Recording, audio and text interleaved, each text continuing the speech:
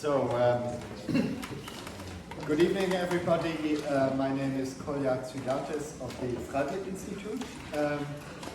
I'd like to welcome you myself as well. We have a second panel, which is also on a really important current issue, the housing crisis. Of course, we have one in Berlin, as everybody knows, who's looking for an affordable central or not so central flat.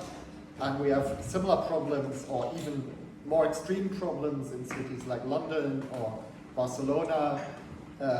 There's different approaches, like in Germany there have been referendi, is that the plural of referendum? I don't know.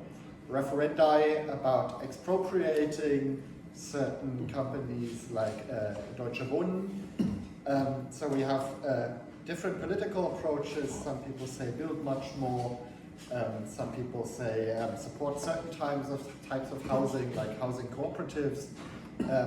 We have 4 speakers who, some of them I know, and some of them I know by Googling who you are. So I think we'll have quite different approaches on this panel. So I'll just briefly introduce everybody, and then the speakers will just start with like a 6-minute introduction. So the mini biographies are here, I think. Yeah, okay. So Lysia Leal is a student of city and regional planning at the Technische University of Berlin. Then next to her we have Dr. Tim Wihl, a fellow of the New Institute in Hamburg. And then to my left, not politically, but in terms of spatial relations, we have Leonard Remke, who is the founder and CEO of Liberty Rising and the German Ayn Rand Society, and also a YouTuber. That's what I said. We'll see very different approaches. Or maybe not. I mean, maybe we all agree on anarchism in Barcelona in the 1920s. The best type of. And then we have, to my very left, we have Alastair Donald, co-convenor of the Battle of Ideas, so the organization in cooperation with which we are doing this event here in Berlin, and co-convenor of Living Freedom, which is an academy for young people focusing on the importance of freedom, or how can we live freely in the current age, and an author as well.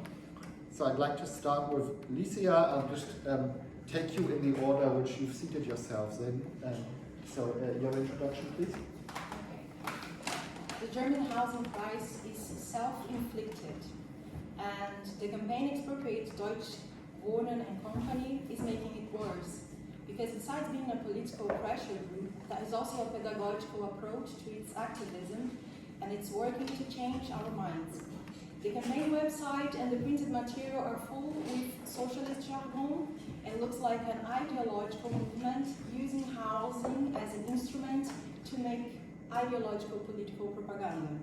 Of course, not all activists have an agenda, and I'm not insensitive to the concerns of everyone, me included, who fear the rising rent prices. Sensitivity to the immediate needs should not block long-term thinking, however. Here should be a dozen different models for housing provision, because housing is complex. Shortage, homelessness are caused by many different factors and often requires different local solutions. The proposal for socialization of flat narrows down the models of housing provision towards a centralizing state model. It means that it slows down the capacity of the city to react to challenges. We should be using our resources, energy, creativity to develop more solutions on how to house the poor and the growing urban population. If the idea of the campaign is to promote security of tenure, why not promoting autonomy for the renters? Hello.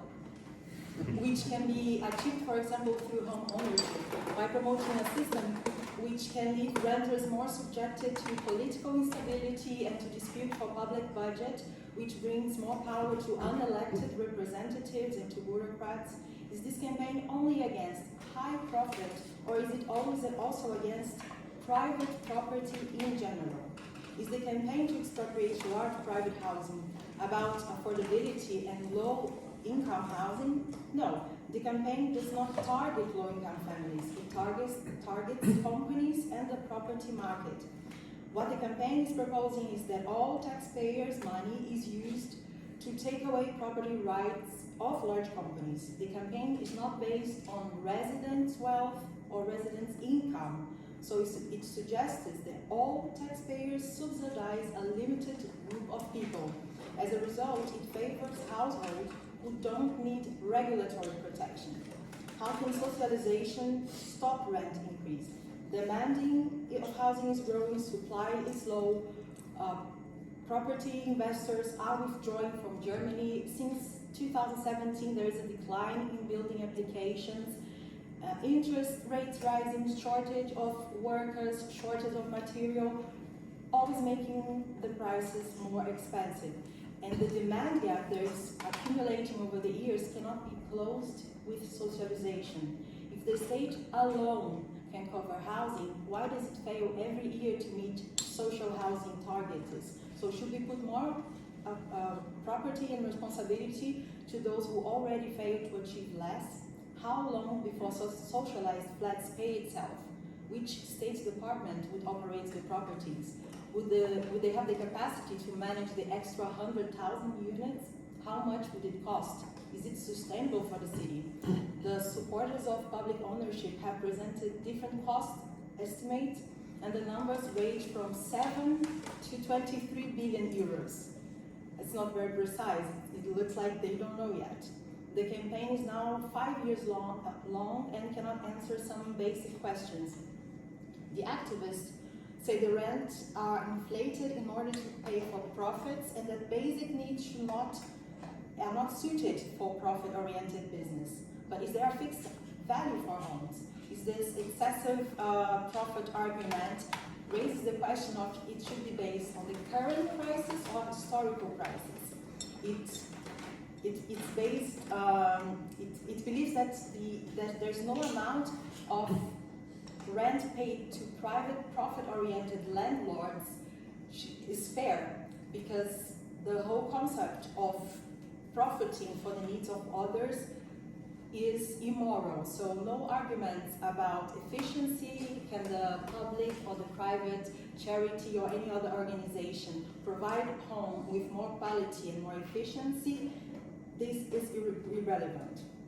This is the base of many ideological positions. But eliminate profit was already tried to make homes more affordable, and it failed. Germany already applied many instruments, and the rent cap has reduced the offer of units in Berlin. Rents in East Germany were also controlled. They costed 3% of the income, and the apartments in the beginning of the 90s had very bad infrastructure, and some of them were not able to house people anymore. There is this survey in US, Canada, Netherlands, West Germany, and France, and Great Britain, published in the 80s, and it concludes some things, and I want to mention 3. The rent profit control induces faster deterioration of house stock, and it's happening now. The German Energy Agency reported that installing heat pumps in most of the buildings was not recommended because of the structural condition of the buildings. Even the activists of Expropriate Deutsche Wohnen say their landlords neglect necessary repairs and maintenance. The second thing the surveys say, it's difficult, probably impossible, to design a rent control system that benefits only needy tenants, or to allocate benefits according to need.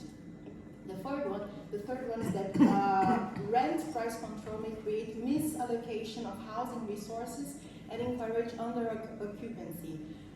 This is happening right now. It's the locking effect. So half of the homes in Berlin are occupied by one person. The living space per inhabitant is rising in Berlin. People who could otherwise share flat with friends or family choose to live in their own because they can afford the privilege to live alone in a metropole.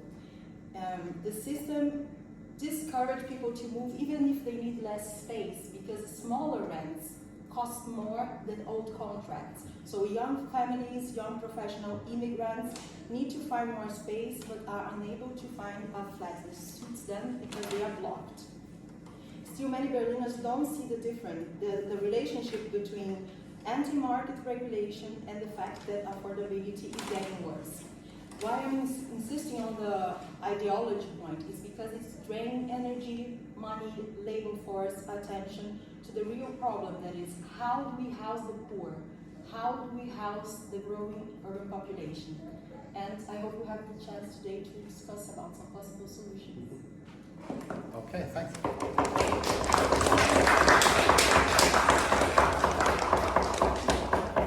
Then Tim, please. Yeah, interesting. Very different viewpoint in effect. Yeah, the housing crisis, which is basically a lack of affordable housing, as you've already mentioned, is real and almost everywhere now in the world, in London, in Barcelona, and Berlin. And it is a multiple and complex crisis.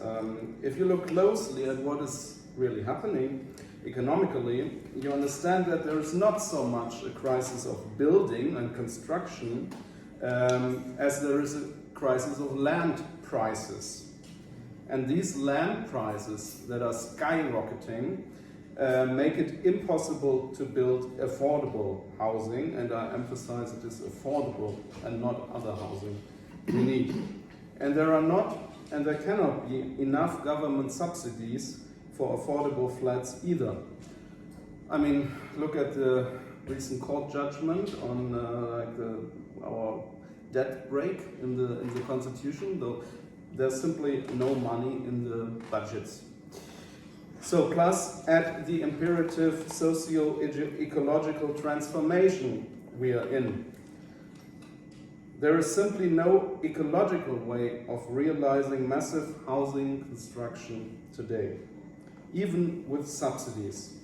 And without them, the market does not solve the housing problem, because if private investors build at all, and right now they are not building, they are exclusively catering to the ultra-rich in cities like Berlin, because they have to in order to be profitable. They are not evil people, but they want to make a profit. So the land price crisis is partly due to monetary policies, like policies by the European Central Bank, but mainly a result of global social inequality of wealth. Free-floating capital flows into real estate, especially in compared to other metropolitan areas, long-standing cheap markets like Berlin. Now it's not cheap anymore, but it used to be. The city has become, as a film title called it, a big hole for financial industries or investors. They consider flats to be nothing more than an asset. These investors are not predators, they are not evil, but in fact they are forced by market forces and capital owners, shareholders, to extract as much as possible from the assets, so the flats, as fast as possible. After inflating their balance sheets in their companies, the assets are sold as soon as there is an interesting other market opportunity. So the housing market is, in effect, trapped in this spiral of constantly rising prices that are not reflecting like a demand or supply balance. What are possible solutions? Some people say build more houses. This is plainly wrong. You would need a lot more government subsidies, for which there is no money, as I've already said, and it would be ecologically irresponsible at the same time, as even architects' chambers now officially declare, like the Architektenkammer Berlin has now said in several statements. Instead, the property question is crucial to address the land price and resulting housing crisis. We need to ask who owns what. Because big property owners not only accumulate wealth in relatively few hands, but they are also forced to exploit renters in order to pay their debts or maximize their profits. And they are forced to do so by law, actually. Look at the Aktiengesetz and look at what the position of shareholders in those companies. So the state of Berlin has tried almost every other means to contain rent increases, including a rent cap, which was highly effective, unlike other regulations, but was declared unconstitutional for federalist reasons, as you might know. Only the federal government is allowed to introduce rent caps in Germany, and it could do that and it should do that, in my opinion.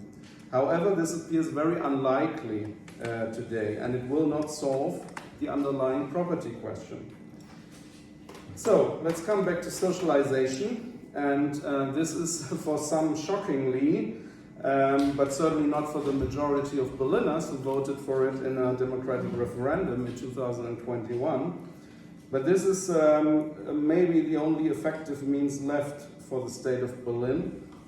Socialization would be effective and legal, as the official Berlin expert panel in June said, which consisted of a bunch of law professors and economists, actually, and it hasn't been tried yet.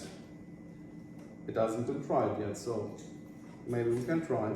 It does not violate the right to private property under the German constitution and can even be done in an affordable manner, because the government does not have to pay exaggerated market prices for compensation.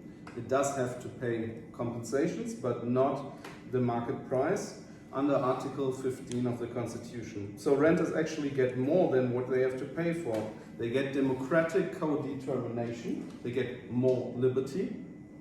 This is how I see it, like it's a vision of social liberalism, basically. They get democratic co-determination in the housing agency that is coming into existence, or might come into existence, and they get less profitability pressure from markets. Like in housing cooperatives today, I mean, there's so little pressure on the prices actually that people pay affordable rents, everyone in these cooperatives. And they would get something like 240,000 flats in a sort of big community land trust, which is a very popular and remarkably cheap way of housing in Anglo-Saxon countries as well. It could actually transform the Berlin housing market into another Vienna. The city, which was called the Renters' Paradise by the New York Times last year, and it is legal and perfectly doable. It's not abstract and utopian, it's not ideological, I would add, but it is a very concrete result of grassroots democracy in this city. Thank you. Now, Max,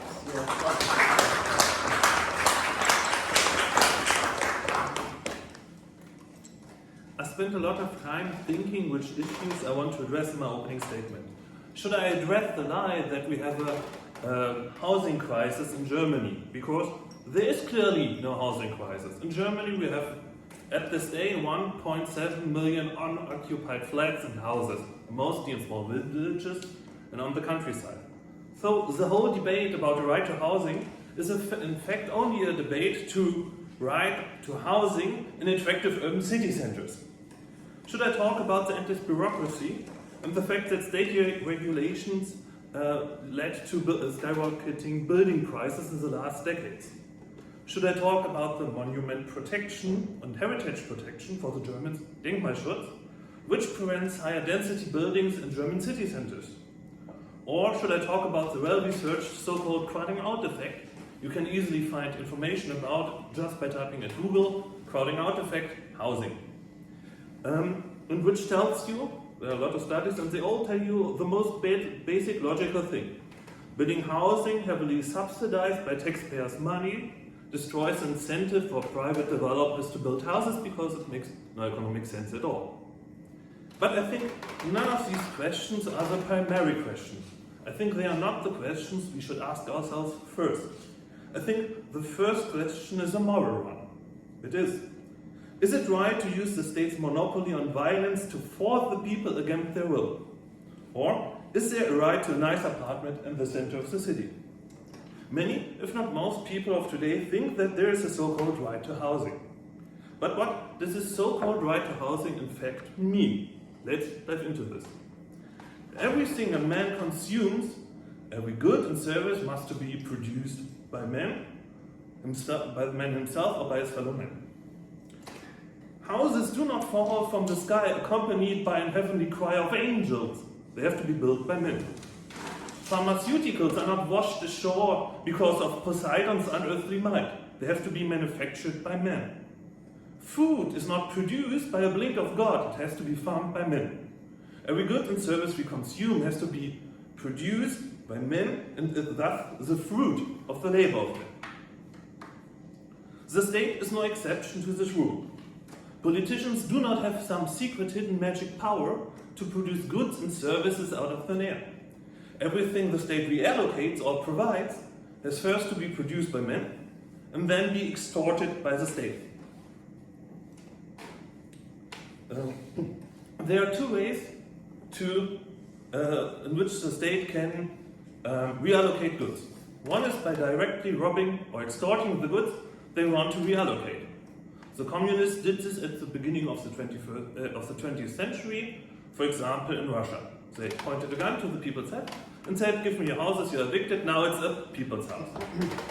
And they want to try it again today.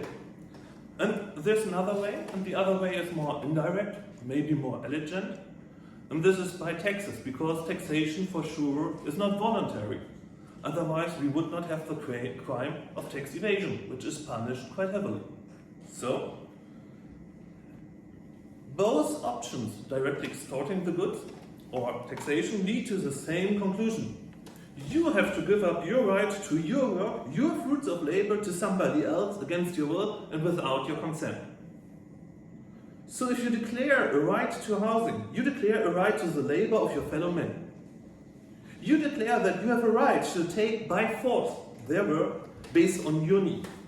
Because you lack something, in this case, affordable housing in the center of attractive cities, you have a right to plunder somebody else for housing or for the money necessary to buy or build the houses. I do not think that human beings have a right to rob their fellow men. I just think every human being has a right to his or her own life. I do think every human being has a right to his or her own lifetime. And I think every human being has a right to his or her own labor. I do not think that need is a license to enslave other people. It is my conviction that a society based on collective plunder and extortion is evil, and a society based on individual rights, traits to mutual benefit, and self-directed voluntary cooperation is moral. Therefore, liberty and only liberty is the way to a good and just city.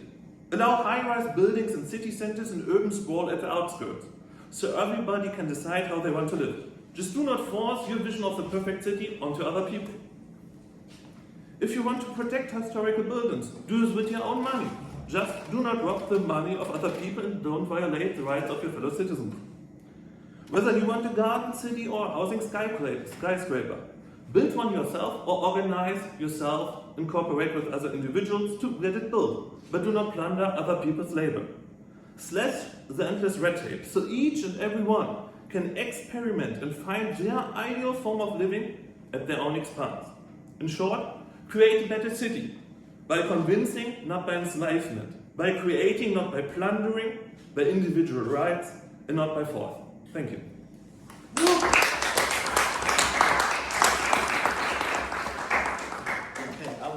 Okay, so I think we can come back hopefully to some of the points that people have raised already about whether there is a right to housing and whether there's a lack of good housing.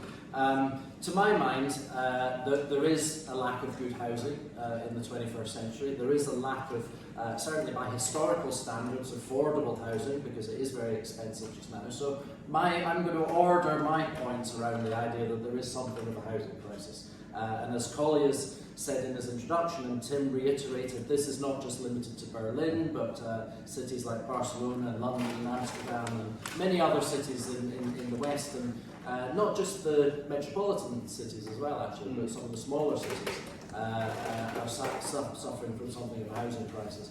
Instead of looking at the particular approaches in each of those cities, what I thought would actually be quite useful to look historically at how we've dealt with housing, the need for housing across the course of time, because of course this is not the first time that we've ever faced a situation where we need to build a lot of houses. And I'll take 3 points of history. One would be the 19th century, where cities were rapidly expanding. Secondly, the early 20th century, where still expanding, not quite at the pace of the 19th century. And then thirdly, the post-war period, where lots of cities were faced with reconstructing. So to take the 19th century, I mean, this is the time when London grew from 1 million people to 8 million people in a single century, where Berlin expanded 1,000% within that century. It went from something like 200,000 to 2 million people. Even Amsterdam, which was largely a stagnant city for most of the 19th century, it doubled in size in the latter part of the 19th century. So a huge amount of growth, much is worth saying, much more than we're experiencing today.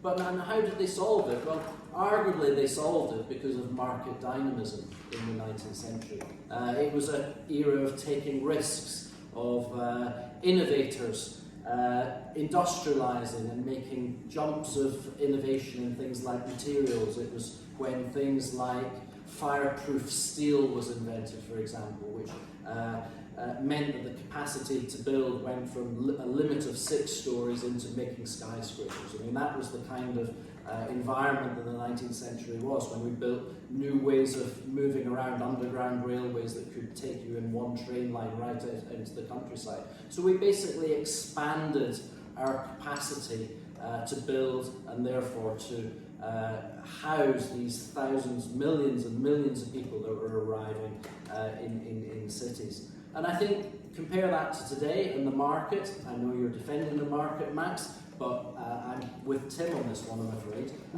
The market is really in a very bad state today. I mean, lots of companies have money in the bank rather than investing in research and development. Developers hoard land rather than build on it. So the confidence of the market seems to me to be somewhat absent today in a way that it has been in previous ages. Jump forward to the early 20th century, and this is a time when growth wasn't quite so strong in terms of populations, but the imagination of how cities could be was particularly strong, both in a political and a cultural sense. This was an age of modernism, of the avant-garde, of people thinking we can build and do things and live in completely different ways. And the society, even in those days, and this was, remember, a lot of this was around the time of the First World War, still had the capacity to organise itself around that imaginative vision of how the future could be. The very famous American planner, Daniel Burnham, said, "Make no small plans, for they have no magic to stir man's blood." And it was that idea that you could be visionary and act on those visions and build all these fantastic new cities that I think resolved some of the problems of housing in the early 20th century. Today, do we have that kind of visionary architecture and visionary urban planning? Well, I definitely argue no.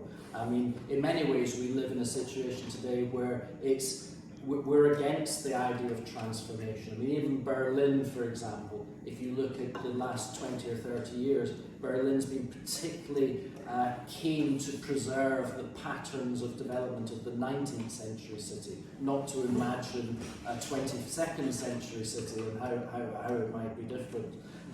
We have the ecological imperative today, which means that instead of the views of a century ago of transforming nature for human satisfaction, we now bow down to nature. The natural world is everything. To the extent even that in Britain, people go around counting the number of mice and newts and all these different animals and saying, oh well, if there's a certain number there, then we can't possibly build a house. Like, so we bow down to nature rather than transform it these days. And I think if you look at things like Amsterdam, for example, one of the primary problems just now in Amsterdam is the nitrogen emissions cuts that the Dutch government want to impose, which have actually had a huge impact in terms of undermining the capacity to build housing. Or jump forward again to the post-war period, post-Second World War period. This was an age when the state was a very big actor in everything that got done, of course, coming out of the war, post-war reconstruction very much on the agenda. The command and control state was in charge, governing with a sense of purpose and with a well-practiced method in strategic planning. But it was also in the 1960s the era of technological optimism. It was a time when we built on the scientific endeavours and sent men into space and developed the means of working and living in cyberspace. So the technological optimism of that time, allied to the state still having some sort of idea of how it wanted to develop society, meant that cities got built in that time. Jump forward to today, the state seems incapable to me of doing anything these days. They're so tied up in bureaucratic guidelines or outsourcing the work to private companies or to the supply lines that in many ways the growth of the state is in inverse proportion to its level of ambition and its capacity to get anything done. So I think there's a real problem there. Technology, do we imagine a technological solution to the future of the city? I mean, you've just got to take a look at the discussion on artificial intelligence just now, where everything is doom and gloom. This is the arrival of the apocalypse. And it does, the anti-nuclear discussion is obviously in Germany has been a big thing. So we seem to have little faith in technology as a mechanism to resolve some of these big, huge housing issues.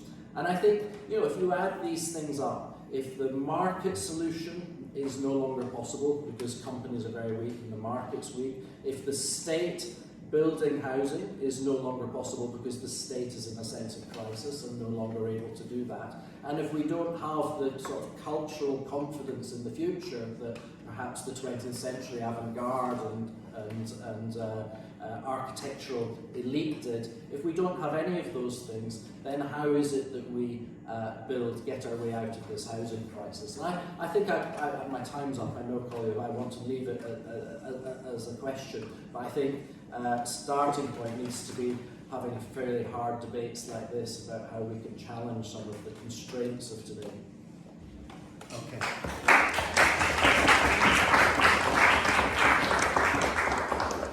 Okay, thanks everyone. As I promised, 4 quite different approaches. Before I open this to the floor, is there anyone who on the podium would immediately wants to ask a question of one of your other panelists? Or, No. Okay, good. Then I think I'll just take 3 questions from the audience and let the panel answer, and then we'll go back out for a second round. So, Joris? Yeah. I just heard that Max said there are 1.7 million empty apartments and houses in Germany. I think that's right. I mean, I checked this number the day before. I think the main problem we have is how we bring the apartments to, let's see, cities where people can work. I mean, I think about, let's see, Greater Tokyo. I mean, Greater Tokyo is not just Tokyo, it is Tokyo and then several hundreds of kilometers or miles in radius around that. And how we reach that? Well, of course, with trains, but the train system in Germany, quite frankly, sucks. And we have to improve the train system so we can bring very affordable apartments and then connect them with Berlin. Let's see, I think in Cottbus or a lot of very small towns in Brandenburg, apartment costs next to nothing. You get a really, really great apartment. The biggest problem we have is it takes you forever to come back to Berlin, And I think we have to improve something like a train system, something like a spider-web system where, let's see, all centers in Berlin, so we can connect with very small towns and connect it with Berlin. And I think that would also improve the economic situation of the small towns, because most of the time, I mean, we really lack something like an economic center. Thanks. Anyone else from the audience? I thought the historical perspective was very interesting, Alastair. But I guess I wanted to challenge the point that 1940s or 50s or 60s was really such a successful time for building architecture and dealing with the housing crisis. I guess especially in America, where I come from, this was a time when cities shrunk. The city where I come from reached its height of population in 1950 and is now at about half that level. And you can see that with many cities. I think the sort of bold push for urban renewal across America that came in the 50s and 60s is largely viewed as a failure. Largely pushed people to the suburbs, and obviously the European situation is different. I think, not that I'm an expert, but I think something similar happened in Britain, that the suburbs became more and more popular as the urban renewal ideas were pushed more and more in the 50s and 60s. So I wondered if you had a response to that. Okay, thanks. Anyone over there? Neil? I live in Scotland, and Scotland has a slightly separate, well, quite a majorly separate government from the whole of the UK, so it's in charge of health and housing and police and things like that. And during the pandemic, the Scottish government, which is a coalition of the Nationalists and the Greens, introduced rent controls, but also other controls. So, for example, landlords couldn't evict tenants for a year, I think. Rent controls, just so you're not allowed to just raise the rent more than 3% per year. So what has happened? Rents have gone up faster in Scotland than they have gone up anywhere else in the UK. Why? Because when one person moves out of the apartment, then that's deemed to be the end of the tenancy, and then the landlord, to make sure they can cover the fact that they're not going to be able to raise the rent, puts the rent up by a lot in order to cover that thing. So people who are staying in the same apartment have found that their rents have gone up by a lot. So I don't think rent controls or tinkering with the situation, I think, is a solution. At the end of the day, we just need to build more houses. And when you do that, and when you bring down the price of housing because there's more supply, it becomes less attractive as an asset for the foreign buyers, because they're not going to make so much money out of it. And so we really need to focus on supply. It's a really big problem in the UK because we have so many restrictions on building new houses. But ultimately, I think that's the only solution. It will take time to get enough supply to really turn things around. Okay, thanks. So that's the issue of, I think it's called perverse incentives, right? Like the British who offered £5 or something to everyone who would hand in a cobra in colonial India, and then people started breeding them at home to be able to hand in a cobra to the colonial government at that time.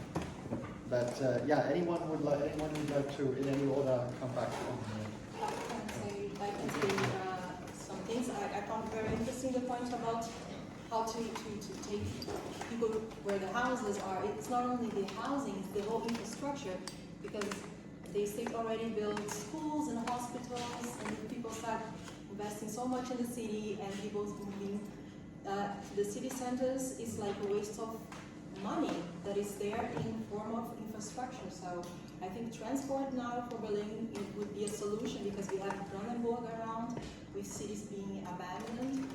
But I don't think this would be an easy solution for the whole Germany. The areas that are more dense populated, they are already connected.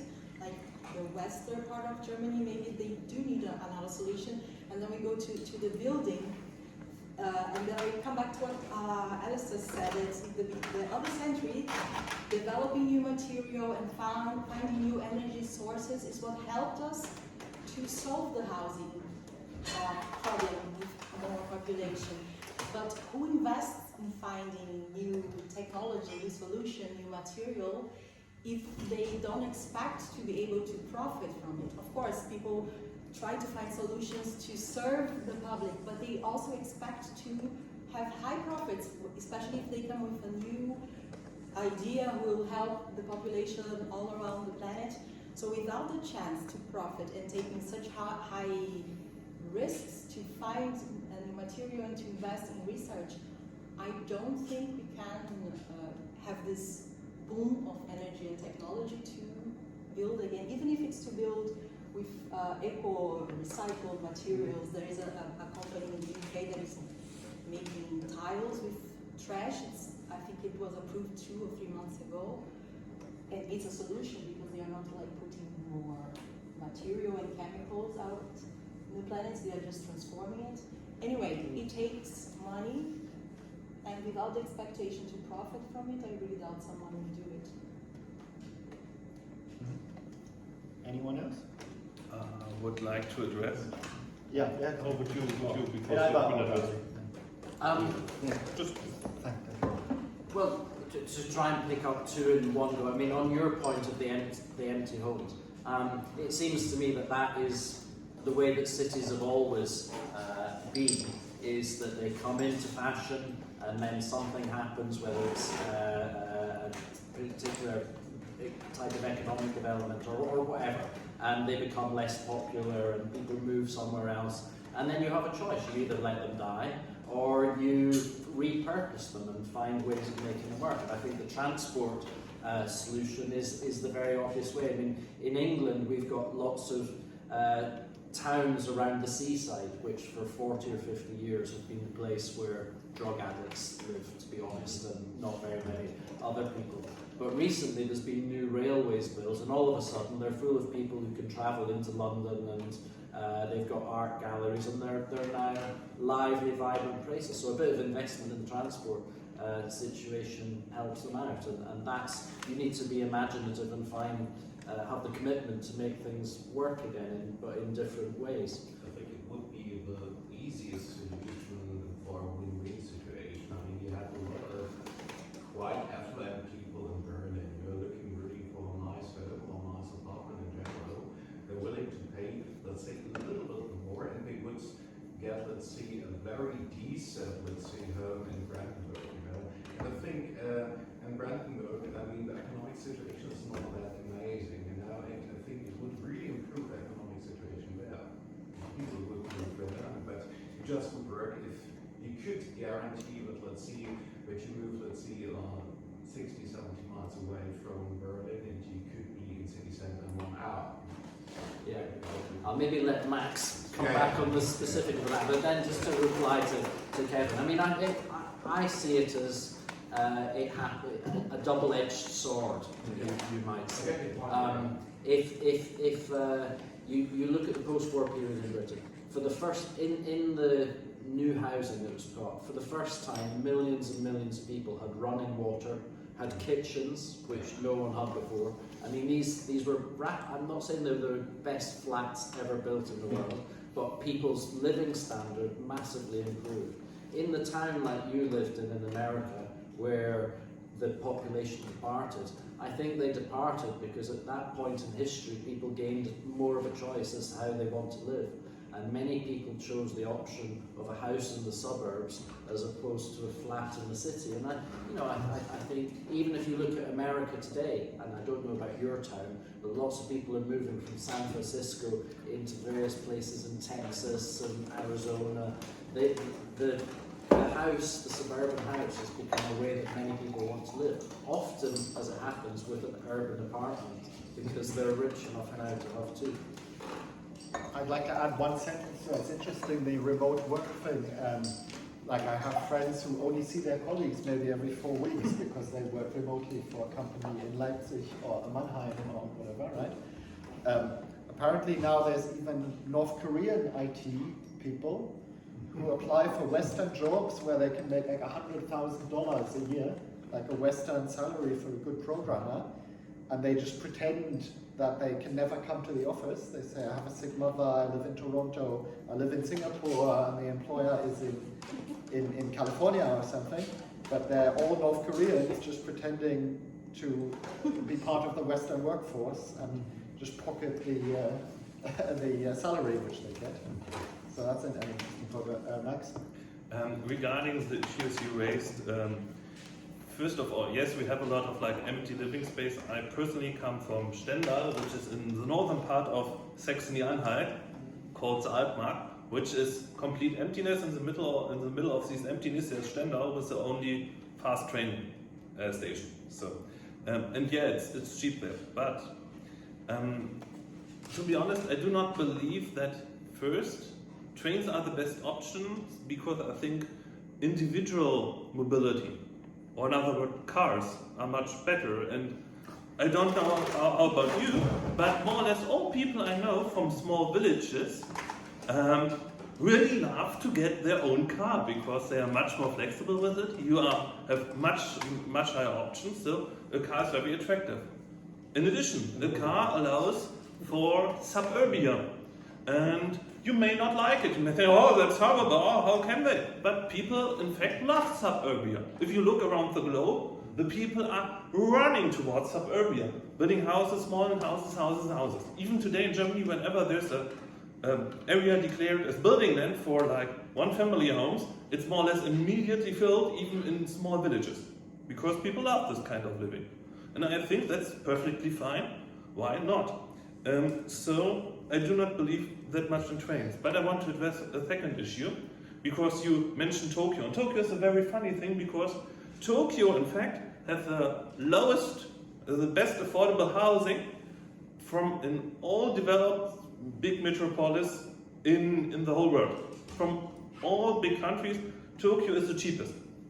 It's even cheaper than Shanghai, which is phenomenal and cheaper than Beijing, which is phenomenal if you compare the per capita income in the two countries.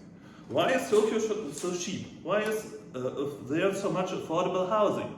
Why is it? I think it was about 160% cheaper than London. The answer is because they follow my approach and the exact opposite of his approach. Why? They decided to more or less completely deregulate everything. They stopped building affordable houses by government. They stopped the zoning. They slashed more or less all regulations to enable private developers. They slashed most of the regulations for longevity of buildings, so building can be erected and destroyed very, very fast. So the typical building in Tokyo often just have a lifespan of 30, 40 years, and that's it. And then they are put down and another building is built which suits the current demand for the area. And this is highly effective.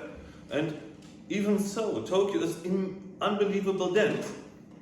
Still, the housing prices are much cheaper than in London. You can look it up, feel invited, and you will find a lot of articles about how cheap Tokyo is compared to other cities. And they're doing exactly the thing I propose. I'm not proposing this kind of deregulation because I want affordable housing. For me, it's a side effect. I'm a fan of liberty. I think liberty is right by moral standard. But turns out liberty also is the best way to get affordable housing. And Tokyo is more or less a perfect example for it. Thank you. Okay, thanks. I think I'll just take another round of questions. One point that I wanted to address is this, what was said that people want to live in the city center. So actually I'm asking myself, how much is this whole discussion of housing prices actually driven by the attractiveness of the suburbs? So like that people want to live in the center, but why do they want to live in the center? Because it's more attractive. So obviously the suburbs are not attractive enough for people that they want to live there. So I'm just asking myself, is this housing crisis maybe also a question of attractiveness of certain parts of cities? So I mean that, yeah, I think it also plays into, I mean, when you go to suburb areas in many cities, it's like there's housing. There are more affordable apartments or houses.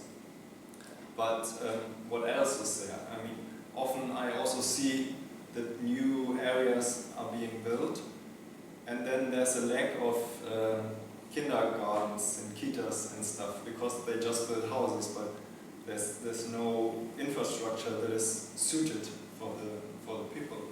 So I ask myself, how much does this play into the whole crisis? Okay, thanks. Tilo? Yeah, one question, maybe Tim can answer that. Why exactly is it? What are the factors that led to this steep increase in prices in Berlin especially? You mentioned ground prices. I read that as well, that they increased eightfold or something like that. And I remember that like 10, 12 years ago, you could still build as a cooperative and not-for-profit organization in the city center for 2,000 to 3,000 euros per square meters. Now the same not-for-profit cooperatives building in the suburbs, and you have to pay 6,000 to 8,000 per square meter. Why is that? What are the factors? Is it only ground prices? Is it regulations? Is it well, you maybe answer. Okay, thanks. Sabina, please. Yeah, I also had a question for Tim actually, because I agree with Tim that the referendum which was made here in Berlin has to be taken quite seriously, because it was, it was a democratic decision. But the way I interpret it is it's a bit of a kind of, it was a vote of desperation in a way, because people really just need cheap flats. As long as you have enough flats, people wouldn't worry about houses being privatized or houses even being expensive. I don't care if my neighbor pays a lot of rent as long as I can have my own flat. And so it's in a way a bit of a failure of, I think a failure of the state and of the system somehow to provide these flats. And I'm kind of wondering, is it not also a symptom of low ambition then, so that people say the only thing we can do is to expropriate or to socialize, take away housing which has been privatized, because we don't see any chance of building any new houses. So that's the kind of dilemma I'm sort of in. Thanks. We have a question over here. Yeah, I have a question for, I forgot his name, but yes. So you were very adamant about the role of the individual within society or within this housing crisis, but obviously there's some people within society that don't have such power or privilege to establish themselves or to provide housing for themselves. So I was just wondering how you propose that, like what the solution is to that, to this disparity in power, influence, or wealth. Okay, thanks. I'm unfortunately going to have to go back to the panel for their last comments, because we're going to have to close this. I'm sure you've taken notes or thought about how you answer the questions from the floor, and maybe you'd in general like to make some closing remarks. I'm just going to reverse the order and start with Alastair. This is the final. Exactly, yeah. Thought. Just for reason of time. Okay. What can I say? Of interest and sense. I mean, I just think ultimately I thought Tim's point on the land situation is interesting, because I don't know how it is that land is restricted in Germany, but I do know that in Britain it's restricted primarily as an environmental measure. So that's what stops people going and building on new land, which just seems to me that the environmental imperative then becomes so much that you stop giving, a little bit like in the first discussion we were having in energy, it's to the detriment of what humanity needs in terms of housing.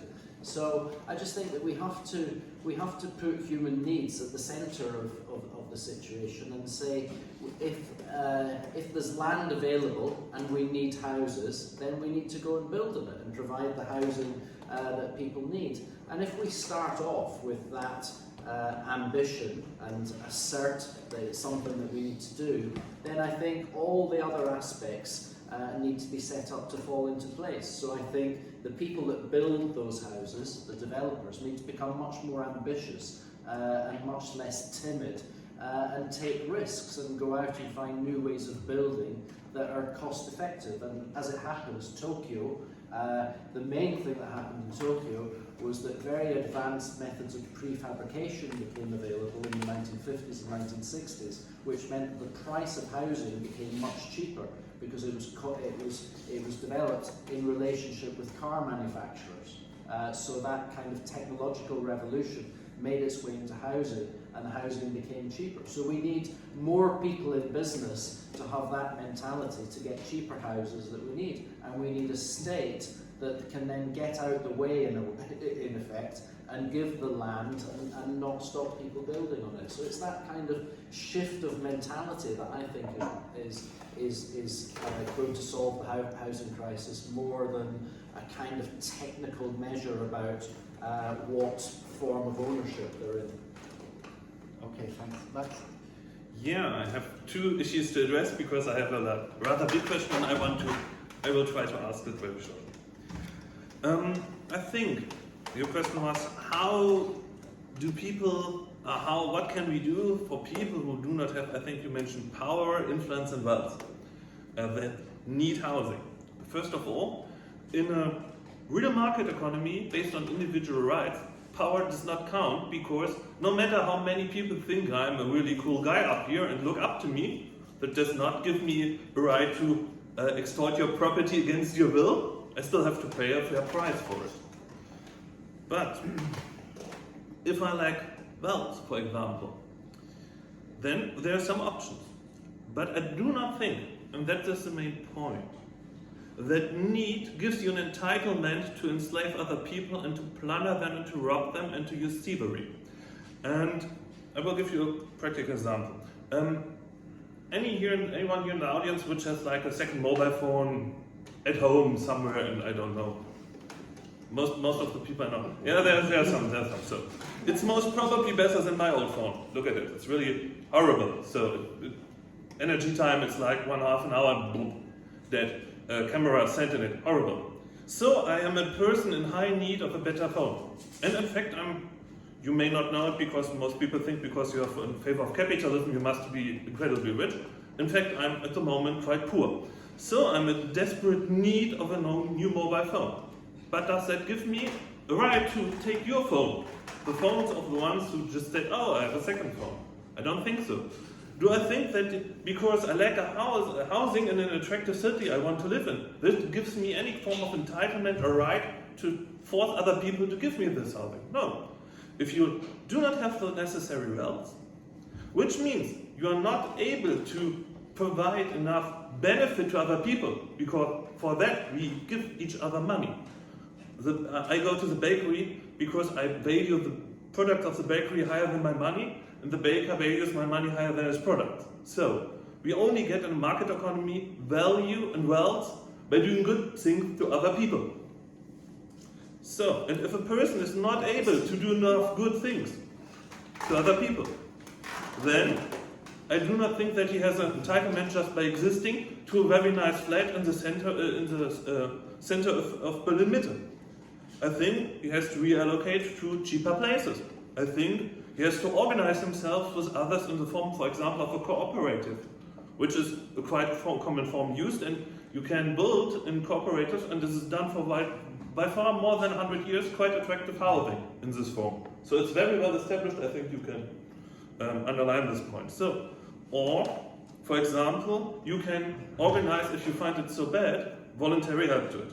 So, last but not least, I'm completely with you. Technology is a great thing and we need innovation. I just wanted to point out, Tokyo, even without that much innovation, still maintains very low prices. So I think it's a good proof. And I really want to invite you all, read about Tokyo and look for yourself, look at the data and act and value or judge, that's the word, sorry, and judge accordingly. Thank you very much. Thank you. Ted? Yeah, one word about Tokyo. I think Tokyo is a great place for its architecture and design, and for the micro apartments. Basically, people live in very, very, very small apartments there, and maybe that's a good thing, and maybe that's also my bridge now to the new world, because what I've heard is really, to me, it's like stuck in the old world. I mean, I need to be like a little impolite at this point, but I mean, not taking into account the environmental limits to growth today is, I think, well, irresponsible at least. So, and this is also basically, I mean, I really appreciate that you believe in something. I really love about libertarians that they believe in something. But sometimes I have the impression that it becomes more and more a religious creed because it's so far away from reality. So the housing question is, first of all, a social question. There has never been a problem for rich or affluent people to find housing, decent housing. Even in Berlin, they will find housing. So the housing question is a social question. Actually, it was not very well solved by market forces in the 19th century because, I mean, if you look at the state of the apartments for poor people at the end of the 19th century, beginning of the 20th, it was horrible. So look at the state of the apartments for poor people that have been constructed like by market investors, in fact, and it was horrible. So there was a wave of really good social housing constructions in the 20s in Berlin, so I'm referring to Berlin now, and you can see, okay, they had to impose a tax on landowners in order to build new and really, I mean, up to this day, very decent housing. And this was the big housing program organized by the city government. So basically the housing question, if it is a social question, needs to be solved collectively because otherwise people will fall under the table. It's as simple as that. And then you need to take environmental limits to growth into account. Otherwise, I don't know, I think you don't live in the world that we are in. So, yeah, I think this is the main point. And then there are still market solutions. No? There are still possible market solutions in this new world in which these limits are respected. But these market solutions will be a lot more complicated to organize, and the state will have, I'm afraid to say, but the state will have a bigger role in organizing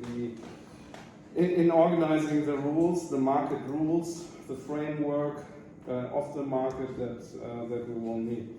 And unfortunately, yes, I think that's the only solution. And then we need to the land prices or ground prices question.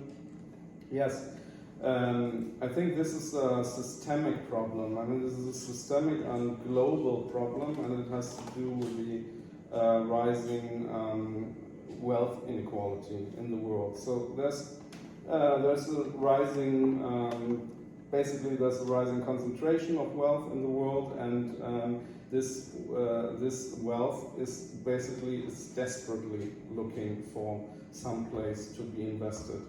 And unfortunately, today, I mean, I would be capitalist if capitalism was actually still an innovative system, but it is not. I mean, it betrays us. It betrays us because, I mean, most of this wealth that is there in private hands, is not invested productively today. And it's not the state that is guilty. It's the private investors that are guilty. So, and it's their decision, it's their choice, and maybe they have good reason for it. But the fact is, I mean, the money flows into the most unproductive of all assets, land. Very basic, and it's very stable, it's very secure, but it's not innovative at all. It's going there, and it's sad. I would love the money to go to like innovative places, more innovative places, but it's not going there.